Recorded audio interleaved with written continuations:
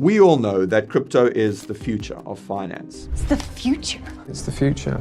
And this is why it's surprising that the decentralized finance niche has been almost completely forgotten since 2021. You see, it is the actual future of finance. Not surprisingly, people are starting to remember this ever since DeFi cryptos started rallying. And one of these has been Aave, a decentralized lending and borrowing protocol that could revolutionize finance as we know it. Today, we're going to tell you everything you need to know about Aave, including what it's been up to, what it's planning, and how high its Aave token could go during this bull market. Stay tuned.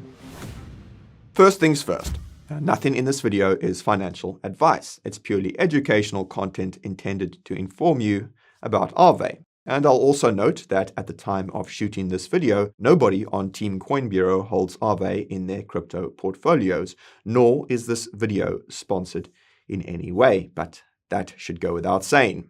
Now, if you want to know which cryptos we're holding and which ones we're personally considering, then become a member of the Coin Bureau Club. Besides our portfolios and watch lists, members get weekly reviews of small cap altcoins they vote on, daily crypto alpha, and real-time insights in the members' Discord. You can learn more using the link in the description.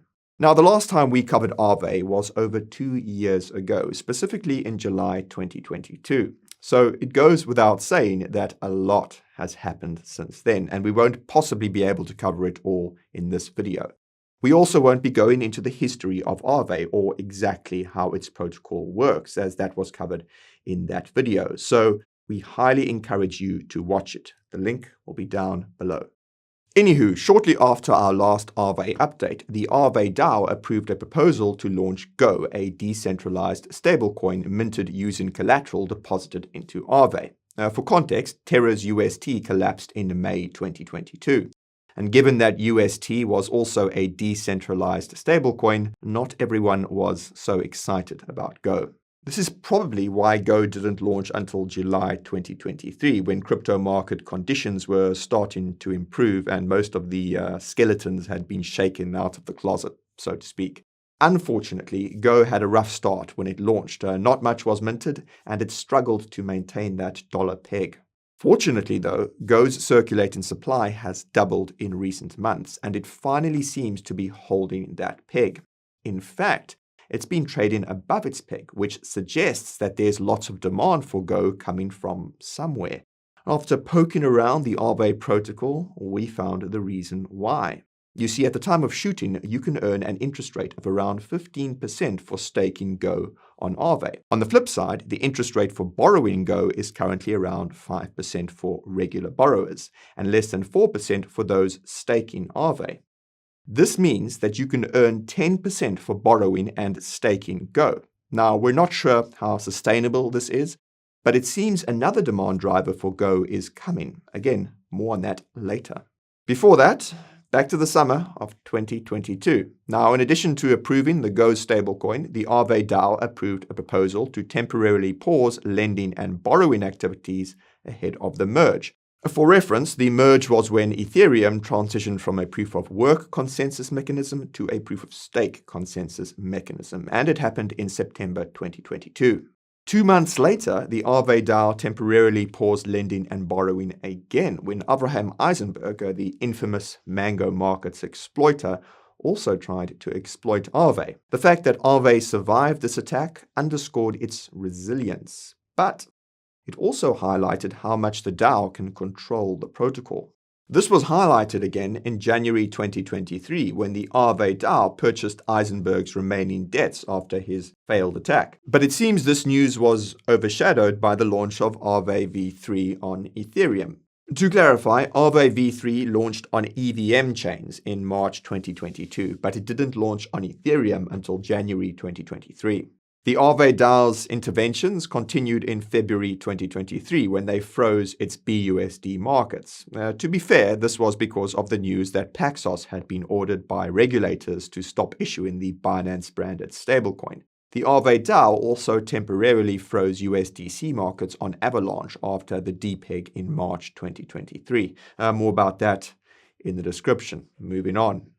Now, in April and May of last year, the Aave DAO voted to deploy on Polygon's ZK EVM and the protocol deployed on Metis, respectively. For those unfamiliar, Metis is an Ethereum layer 2 that was effectively founded by Vitalik Buterin's mom. Now, we actually reviewed it for our Coin Bureau Club members. Remember, the link is in the description. Anyways, in June 2023, Lens Protocol, a decentralized social media protocol created by the team behind Aave, raised $15 million from various crypto VCs and prominent crypto personalities. Lens Protocol is the back end for various social media dApps. And one of the most exciting of these is Favor, which you can even download and use right now. The Coin Bureau team invested in Favor, by the way, full disclosure. And by the way, if you're enjoying this video so far, smash that like button and subscribe to the channel and ping the notification bell as well so you don't miss our next altcoin update. Now, over the summer of 2023, Aave almost experienced what could have been its first shortfall. Now, some of you might recall that Curve Finance founder Michael Egorov had used his CRV tokens as collateral to take out enormous loans across various DeFi protocols. Thankfully, he topped up his collateral and repaid some of his loans with the help of other crypto whales. Had he not done that, though, then it's possible that his CRV collateral would have been liquidated. Now, under normal circumstances, that wouldn't have been an issue, but in this case, the liquidity of the collateral was low. In plain English, the value of Michael's CRV collateral was, say, $100 million.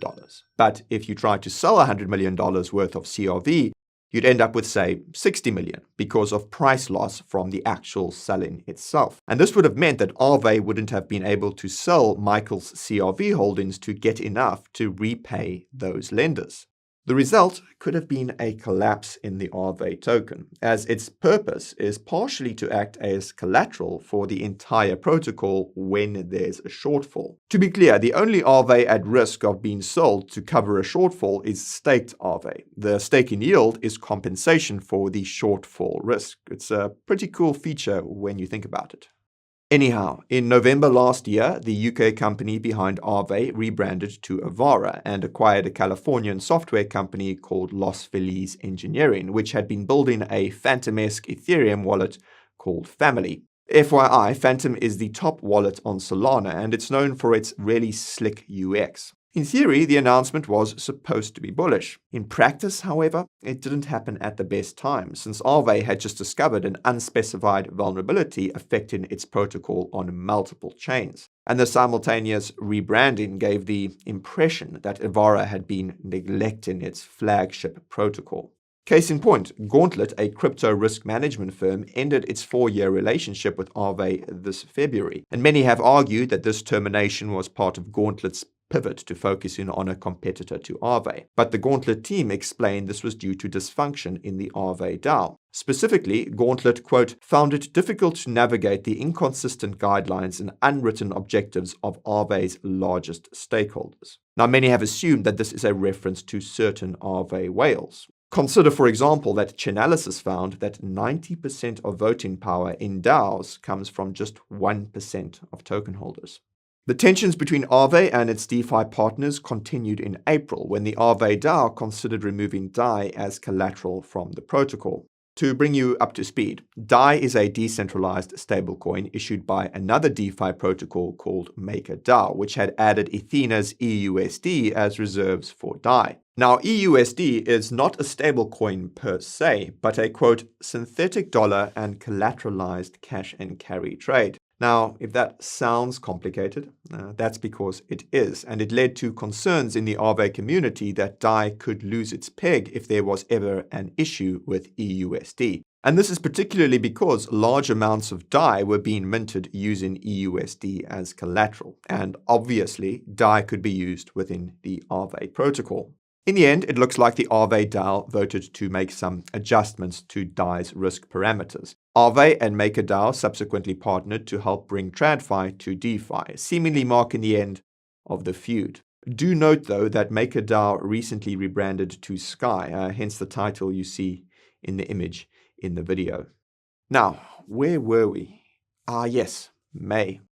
In May, the Aave DAO tabled a proposal for the fourth version of its protocol, which we'll come back to a bit later. Aptos also tabled a proposal to launch a version of Aave on its Move-based blockchain, something significant given that Aave is only available on EVM chains. More about Aptos in the description. Now, incredibly, Aave actually benefited from the crypto market crash at the beginning of August. You see, the protocol reportedly raked in over $6 million in collateral liquidation fees. Then just a couple of weeks later, Aave reportedly hit a record high in weekly borrowers, over 40,000 of them. Aside from the fact that more users mean more fees for Aave, more borrowers also suggest that lots of crypto whales are feeling bullish. After all, the main reason why people borrow using their crypto as collateral is to speculate on more crypto. And more borrowers therefore means more speculation, which is of course a bullish indicator. Speaking of bullish, the Aave token has been on a tear over the last month. It's up almost 50%. Even though there's evidence that institutions have been buying Aave due to its fundamentals, it's possible that the bigger demand driver has been those aforementioned yields for staking Go. Remember that the interest rate for borrowing Go is less than 4% for Aave stakers, while the staking rewards for Go are around 15%. Buying and staking Aave not only allows DeFi whales to earn a bigger yield, but also get some gains in the form of Aave's price appreciation, which is driven partially by speculation. If this is the case, then Aave could start to lose steam once the supply of Go hits 140 million. And this is because the Aave DAO appears to have put a minting cap of 140 million Go. As you can see, 120 million Go has been minted already, suggesting there's only around 20 million more that can be minted. Once the max supply has been minted, there won't be any incentive for people to buy and stake Aave to take advantage of the lower interest rate. But this is just the demand side of the equation in the short term. In the longer term, it's likely to be supercharged by Aave's own staking rewards. And this is where things get a little complicated, so bear with me. To refresh your memory, the primary reason why people lend their crypto on Aave is to earn yield on that crypto. Aave's lend-in yield is, in a sense, competing with the yield on other products inside and outside of crypto, like regular staking and bonds. To put things into perspective, yields on liquid staked ETH are currently around 3%, and the yield on the 2-year treasury is around 3.5%. Meanwhile, the yield for staking Aave is around 4.7%. And this means it's higher than its competition, and it's going to be even higher very soon. And this is due to a combination of the fact that more and more ETH is being staked, which of course leads to lowering the staking yields. At the same time, the Fed is expected to begin cutting interest rates in due course, which will lower the yields on US bonds. And if the crypto market keeps rallying, there will be more borrowing. And if there's more borrowing, that means that Aave will generate more fees. And in case it wasn't clear enough, Aave staking rewards are derived from Aave's protocol fees. And this means that Aave staking rewards will rise while staking rewards for competing products will decline, all while Aave rallies. Naturally, this positive feedback loop is fundamentally caused by an easing in financial conditions and the resulting rally in risk assets like crypto. As the de facto liquidity protocol for all of crypto, Aave and its token are perfectly positioned to capture fees from the speculation, at least on the EVM ecosystem. But what about the supply side? Well, historical data from CoinMarketCap suggests that 1 million Aave have entered circulation over the last 2 years. Assuming an average price of around $100 during that time period, that's a maximum sell pressure of $100 million, which is spread out over 24 months, which is not much at all. When you notice that Aave has practically been trading sideways for almost 3 years, you start to realize just how much potential this crypto project still has. With a market cap of around $2 billion, Aave is 5 times undervalued relative to its total value locked of $11 billion, though some would debate the validity of this valuation method. In any case, it's clear that Aave is wildly undervalued relative to its fundamentals, and to be honest, this could continue to be the case. That's just because DeFi is a hard thing for retail investors to wrap their heads around. Not only that, but it seems that retail investors are put off by Aave's price tag.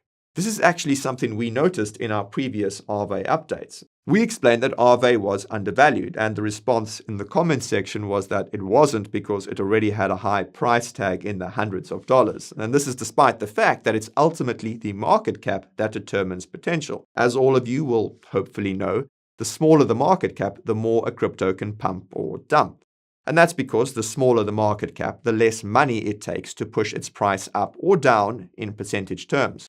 With a market cap of 2 billion, Aave is a large cap, but it still has potential. If DeFi becomes a big narrative during this bull market, Aave could pull a 6x, and this is very likely if regulations are passed that make it possible for institutional investors to get more involved in altcoins. Some of you will know that Aave has actually been trying to onboard institutional investors. And if you want to turn that potential 6x into a potential 60x, then check out the Coin Bureau deals page. You see it's got trading fee discounts of up to 70% and sign-up bonuses of up to $100,000 on the best crypto exchanges. You see these deals, they won't be around for long and are only available for Coin Bureau viewers. So take advantage of them while you still can, using the link in the description. Now, whether Aave can pull a 6x ultimately depends on its upcoming milestones. Now, as a DAO, Aave technically doesn't have a roadmap, but its upcoming V4 upgrade is, for all intents and purposes, a roadmap. Per the proposal, Aave V4 will begin testing later this year and won't be released until mid-next year. As you can imagine, Aave V4 consists of a long list of technical upgrades, but here are some of the highlights. The first is a unified liquidity layer, which to our understanding will make it possible to just deposit crypto into the protocol without having to find the actual pool, and this will of course streamline user experience. The second highlight of V4 is making it possible for interest rates to change more aggressively in response to changes in supply and demand of crypto in a pool.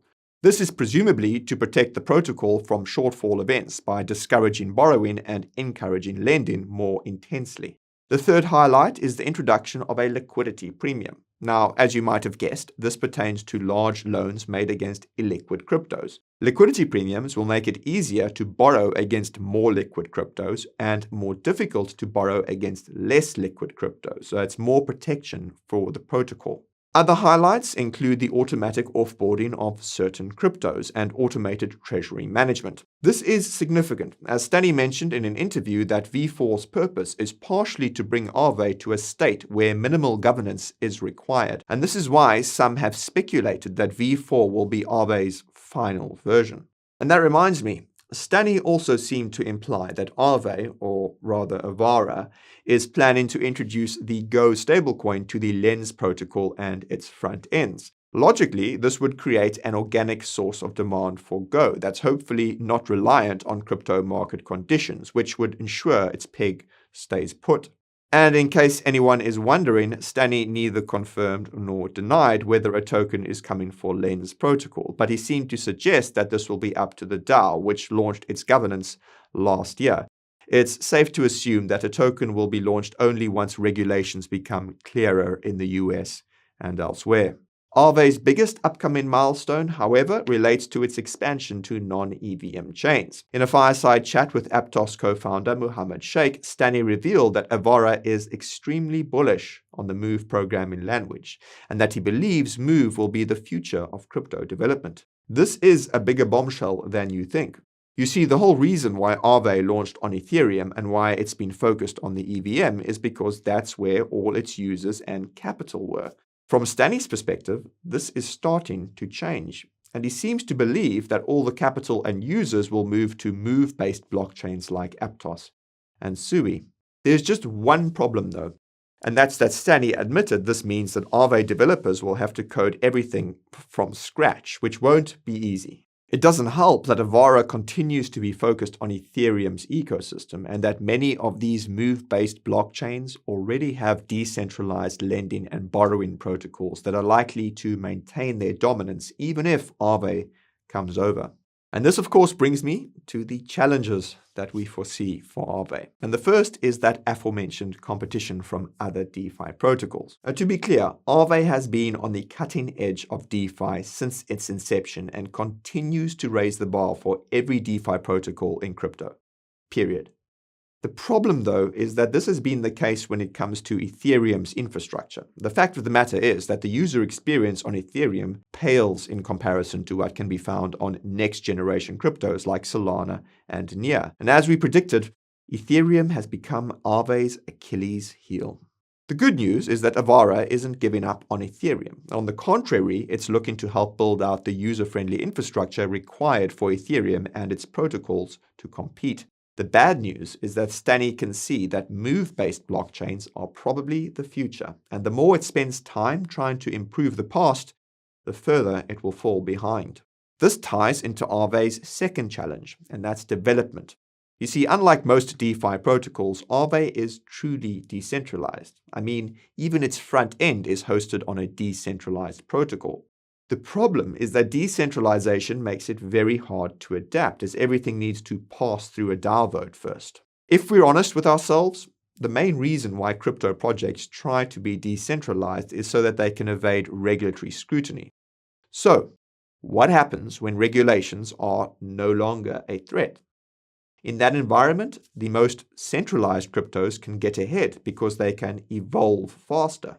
And this is exactly what we've seen over the last few years. Everyone knows next-generation smart contract cryptos are more centralized than Ethereum and its peers. But again, this gives them the ability to implement upgrades in a faster and more coordinated fashion than decentralized cryptos.